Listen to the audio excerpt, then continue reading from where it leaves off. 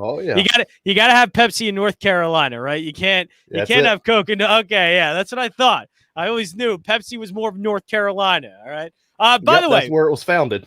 that's where it was. By the way, this is where we're founded, WinDailySports.com. It is the NBA DFS NBA play-in tournament preview. I really don't know what to name this show yet. We'll name this show, but we're going to be talking about the NBA games tonight. My name is Jon Jansen at J Jansen 34, and I'm joined today by my guy Stoweby. First show I've done with him, so I guess our first time together.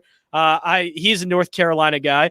I went to North Carolina for 5 years because I went to school there. Worked in a little town called Fayetteville, North Carolina. Not little town at Fort all. Bragg. Fort Bragg. There we go. I worked at Fort Bragg for a while. Did you really? Yeah, Yep, yep. that's an interesting place. The Stay one, off the Merc. Stay off yeah, the Merc. the one fact I want to give about Fayetteville is there are probably the most car accidents in that town, in that city, than any other place I've ever been to in my life. It is amazing the amount of accidents. I would say it would be a less than 10-minute drive to work, and the amount of accidents I would see every single day on the same drive was unbelievable. Absolutely unbelievable. Oh, it's terrible down there. Stay off Skybo, stay off Merc. You'll be okay. Yes, Sky. Oh my God, Skybo was awful, awful. And I called it Ski. Of course, I'm one of the ones who was an out of towner doing radio in Fayetteville, so I called it Skibo for a while, and that was not good. They didn't like that. So, but it's the NBA play-in tournament tonight, and do we got to start off with the elephant in the room today? The one thing you're not doing, the one we were talking about. Because we're gonna make Ghost. If Ghost is listening, we're gonna make him mad. He's not gonna be happy. Yeah, well, about it. I mean, he's probably passed out. I know he's a little bit tired right now. Yeah, okay, that's that's right. So what is it today that we are not doing? We gotta get this elephant out of the room. I am not gonna be playing Westy in my main. Wow. So wow, and it's the 12-4 price tag. If Beal was out, yeah, somebody already knew. Yeah, Theo knows. We talked about it yesterday. That's phenomenal. Oh yeah. The 12-4 price tag and his his real plus minus just goes in the crapper when he hits the playoffs. And we were kind of talking about it. He ramps it up into an even higher gear than even he usually does, and he almost seems like he gets too fast for himself sometimes when it comes to playoffs. He tries to do too much. Yeah. So, and he ends up making a lot of mental errors, and it's been really bad over the last couple of seasons. Like he's had several games where his real plus minus has been minus 24, 25, 26, 27 in a lot of these playoff games for OKC and for Houston. So it's we're going into the third team now, and it's kind of a trend. I mean, it might burn me, but I mean, I'm going to have him in some of my off lineups, but he's just not going to make it in my main at that price. Yeah, and I know I put some bonus here too. We'll get to that, but I'm guessing that means if we're not playing Westbrook, we have to play one of the two, and so it probably sounds like Bradley Beal is going to be in a lot of your lineups. Yep. Beal, I feel like they have. I mean, he doesn't have quite the upside as Russ does with the rebounds and the assists, but yeah, right. He's got a 60-point ceiling, and at 9K, that's plenty enough. And the leverage play, because we're gonna have so many people on Westy tonight. I mean, it'll probably be another day where he's 70% ownership. Just like the last 2-3 weeks when he's been just going nuts.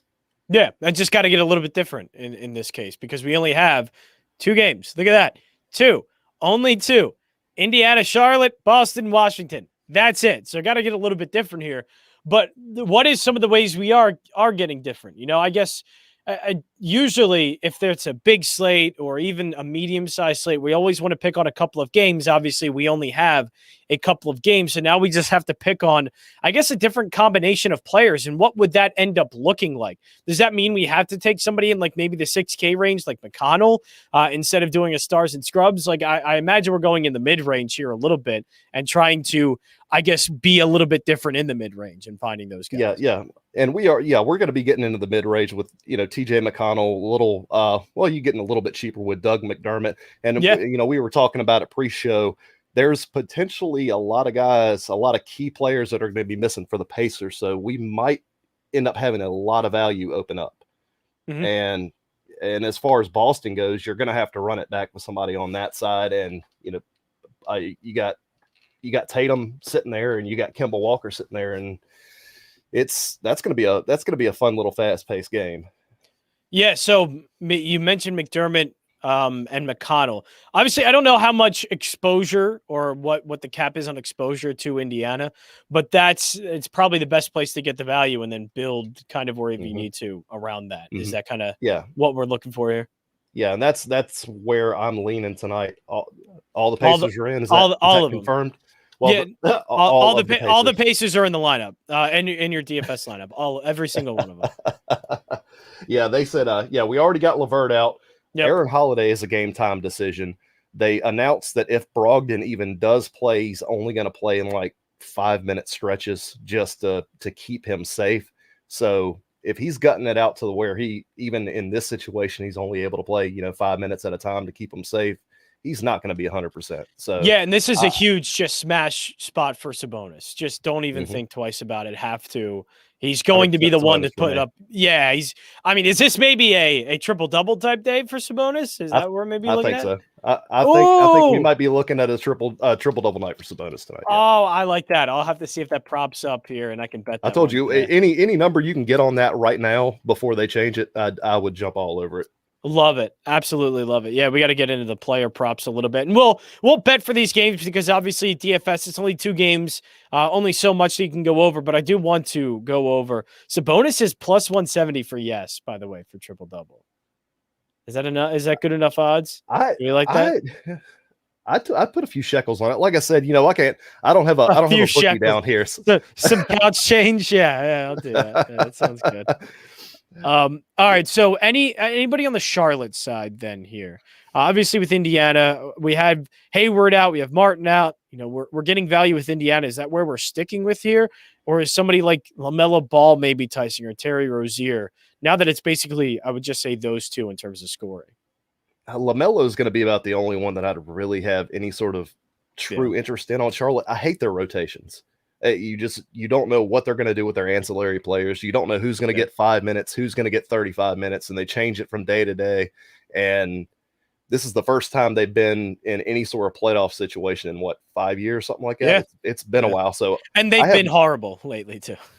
Yep. I have no read on these guys right now. So if you can hit them, you might win the lottery. So you got PJ Washington and Bridges. They're a little bit overpriced, and I guarantee you they're going to go overlooked. And Devontae Graham is going to be next to no ownership if you run it to get really crazy. It's a 2-gamer, so it's if you wanted to, there's a 40-point game in there somewhere.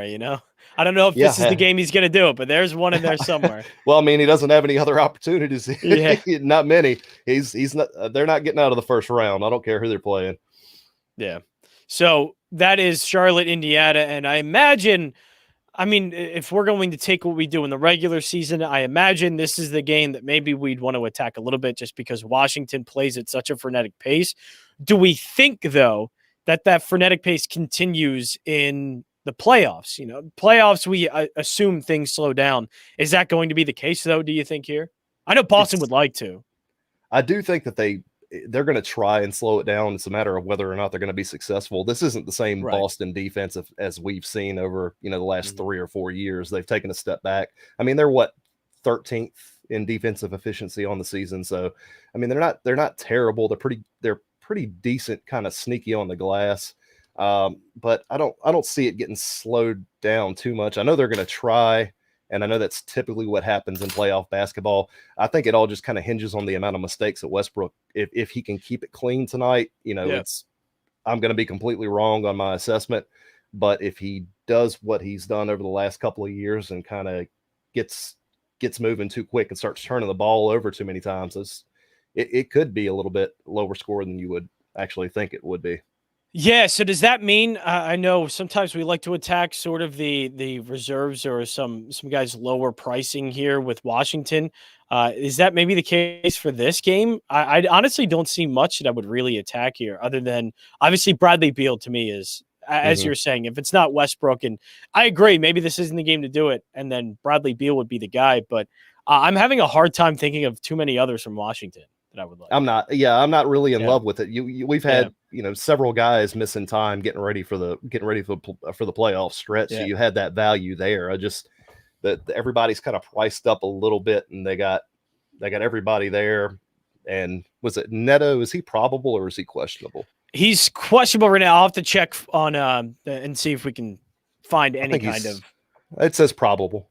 Probable. So he'll be playing. Awesome. So they're full strength. So I don't have a whole lot of interest in the ancillary guys. Just Russ or Beal, and then pick and choose your Indiana value, and your Boston. You might be able to find a little value there with no Brown in.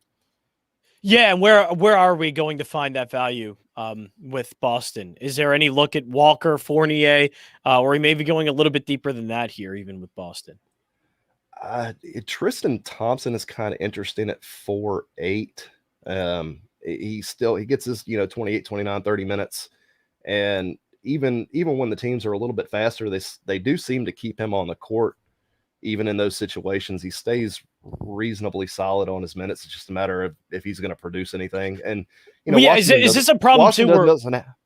They don't have a front court to stop even him. So right, I think with all these teams, it's kind of there's not really many great options at center either. Because Indiana doesn't even have Miles Turner is going to be out in this game, and so maybe you can look at. Are we looking at maybe Brissett there a little bit? O'Shea Brissett, yeah. Yeah. Oh, it just feels like if we're going to go center, it's tough with this slate. It's not like we have it's not like we have a 10K center here like Jokic that we could just put in our lineup and not think about the position. Center is one we're probably going to have to really figure out, or I guess that's the one that's going to be tough to figure out. Yeah, it's either you put Sabonis in there at center, or you just get really, really dirty and like I said, go down to somebody like freaking Beatitz or Alex Lynn or Robin Lopez. You're good. Yeah, I know it's gross, but it's two gamers, man. It's play-in. You never know what's going to happen on this. Robin, it's going to be nasty. Did you just recommend Robin Lopez? I didn't recommend him. I just said he's recommended. There. I love it. I didn't recommend him. He's just available. There's not many, and he's just available. He's on the slate. He's there. He's a warm body. That is ugly. Okay, yeah, that's disgusting. So at least we'll stick with here. I guess just final thing on DFS, because it's only 2 games, not much to go over. I do want to get into the betting side a little bit, just what team you would take and team is going to win. But it seems like this is a pretty good start. I imagine Beal and Sabonis is just automatically where you're beginning each time. Yeah, and then where I'm filling out the value with Indiana and Boston, basically. And look, we already are filling it out a little bit. McConnell there at the point guard position. We have Tristan Thompson at center for Boston and Doug McDermott at the forward position for Indiana. So it's just those 2 guys, Beal and Sabonis, and then try and find a little bit of your value elsewhere. And again, how about let's go with this final question. Just what mid-range guys are you looking at? Because obviously we have 5,200 salary here. We have a couple spots left. What are some mid-range guys? Because that's obviously a spot. It's not just your stars and scrubs here. It's just, you can't do that.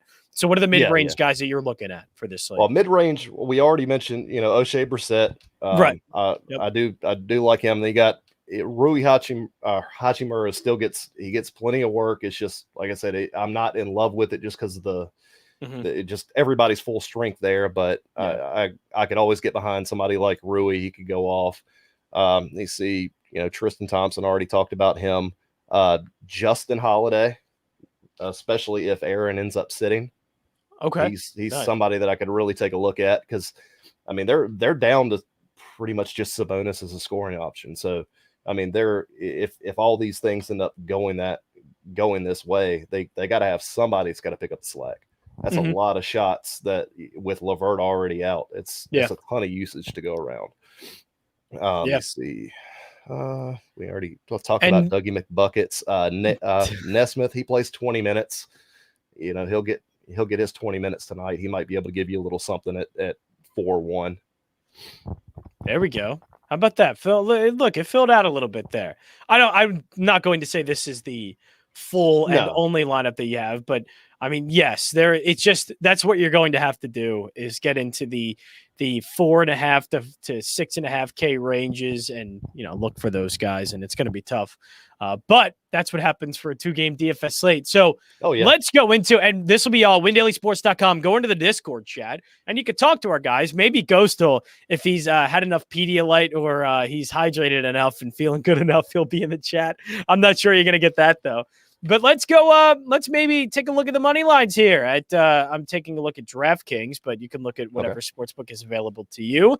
Hornets plus 102 on the money line. Pacers minus 121 on the money line. The spread, this is down to 1.5 now. So the Pacers are still favored, but obviously because of who is out, it's going to be a little bit tougher. So I was leaning Pacers, and I was going Pacers all the way because I went, okay, the Hornets are just bad.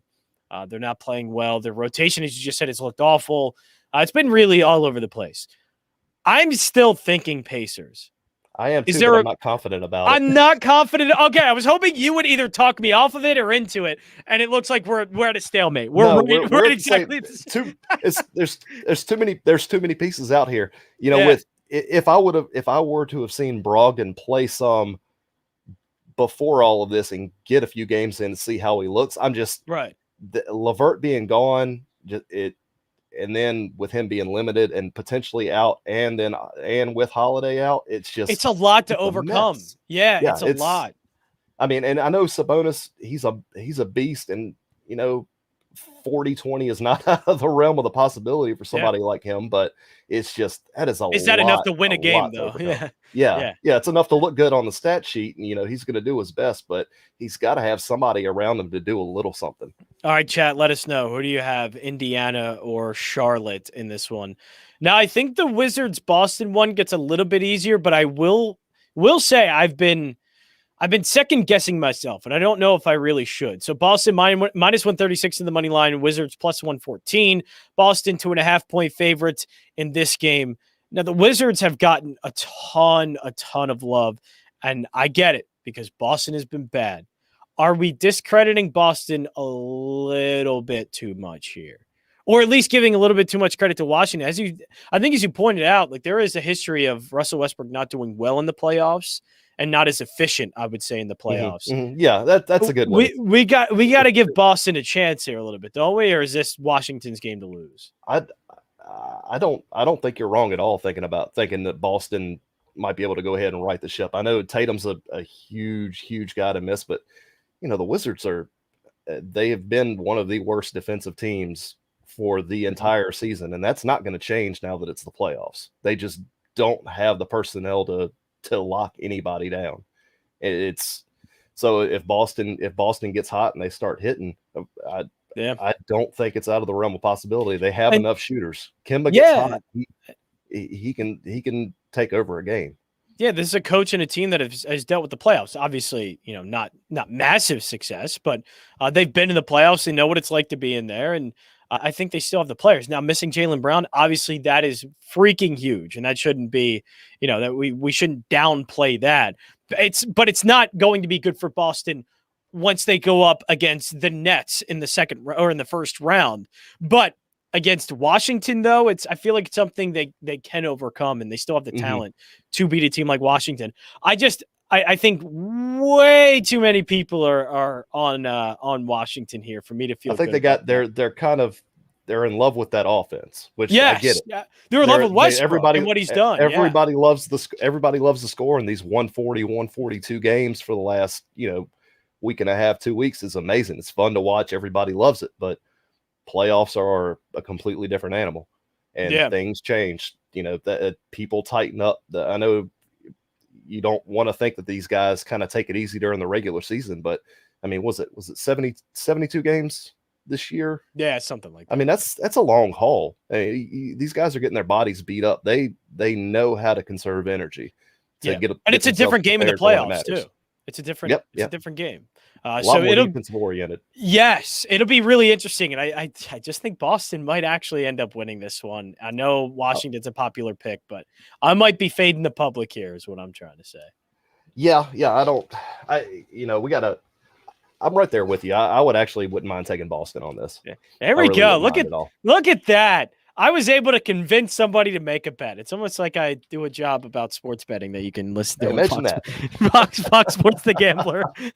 I'm not touching Charlotte Indy, but no, we'll not do that actually. But what you should do, go to windailysports.com. You can talk to Stoweby in the chat. He'll be there with a profile picture that I know it's from a movie or something. It freaks me the hell out every time I see it, though. I don't know why, because the eyes are all like, Steve Buscemi. Yeah, I know it's Steve Buscemi, but what is it? What is it from? I can't remember what it's from. Oh, it's one of his. I think he was in. And his eyes are all over the place, and it absolutely freaks me the hell out every single time I see it. So like when Stoweby messages me like, "Hey, you want to do a show?" I always like at first just want to be like, "Hey, Stoweby, how you doing?" But then I immediately see the profile picture and go, "What is happening?" So yeah, Mr. Deeds. Mr. Deeds. There we go. It freaks me out. Big Dad. Oh no. Is it Big Daddy? No. No, I think no, it's Mr. Deeds. Mr. Deeds. Either way, it was a sadder. So Adam you can see, yeah, right. It's an Adam Sandler movie, so he's gonna be in it. So you can see Stoweby and his freaky looking profile picture in windailysports.com. But the thing is, he'll give you amazing advice, and so will everybody else in the chat helping you for today. The play-in tournament. Last thing before we go, yay or nay for the play-in tournament? I think it's fun. Right, I think it's interesting. I kind of like it. It adds just a nice little sudden element to the end of the season that you otherwise wouldn't have with everybody resting. So, yeah, and we all wanted to hate it. I know I wanted to hate it. This is stupid. Why would you ever do something like this? And then we got closer to it and went, oh, I get it. All right, I think I understand. Yeah, I mean Warriors Lakers. Yeah. Oh my God, can't beat that. That's fantastic. All right, so we'll everything will be set up. windailysports.com. Join the chat, the Discord chat. Check out all the articles. I know Ghost has one up. I don't know if he'll be in the chat or not. He had a second shot, but he has the article up for you to check out. But that's it. Everything you check out, windailysports.com. We'll be back tomorrow with a little play-in tournament. Maybe goes back, maybe Stoweby. Who knows? You'll find out tomorrow. windailysports.com.